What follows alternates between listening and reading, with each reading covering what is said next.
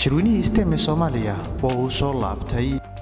Somali STEM Summit waa kuna sanadle ah oo iskugu yimaadaan dhammaan ardayda, macallimiinta, aqoon-yahanada, cilmi-baarayaasha iyo ganacsatada si kor loogu qaado wax soo saarka aqoonta sayniska, tiknoolajiyadda, injineerinka iyo xisaabta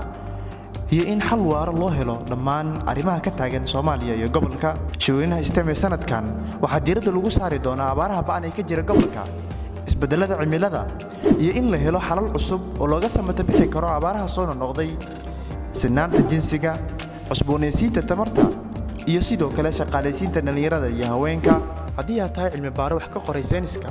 tiknoolajiyadda, injineerinka iyo xisaabta, doonayana meel cilmi baaristiisa ku soo bandhigo, waxaanu kugu martiqaadaynaa shirka si aad cilmi baaristaada u soo bandhigto. Haddii aad haysato fikrad ganacsi oo aad u baahan tahay maalgelin, waxaan kugu martiqaadaynaa shirka si aad qayb uga noqoto tartamayaasha haysta fikradaha ganacsi ee kala duwan. Sidoo kale haddii aad doonayso inaad ka soo qayb gasho shirkan hab caadi ah ama hab cilmi baare, ama haddii aad tahay qof haysta fikrad ganacsi, fadlan buuxi lifaaqyada hoose. Shirweynaha STEM ee Somali STEM Summit wuxuu dhici doonaa markii ay taariikhdu tirsigeedu ku beegan tahay 7, 8 iyo 9 bisha Agoosto 2022.